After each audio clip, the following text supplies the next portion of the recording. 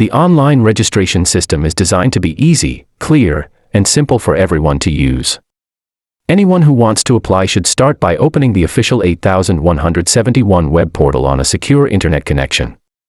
It is very important to enter the correct personal details because the system checks your information with national records to confirm everything is accurate. When you complete the form and submit it, you will receive a confirmation message.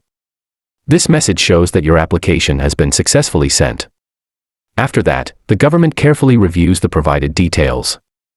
Once the verification process is finished, eligible families are informed through SMS. If a household qualifies, they will receive a message confirming their status and further instructions. Here are the steps to complete your registration. First, visit the official 8171 web portal. Next, enter your CNIC and other required personal details.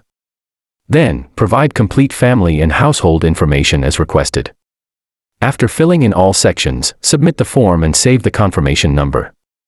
While registering, make sure you use a valid and active mobile number so you can receive updates without any delay.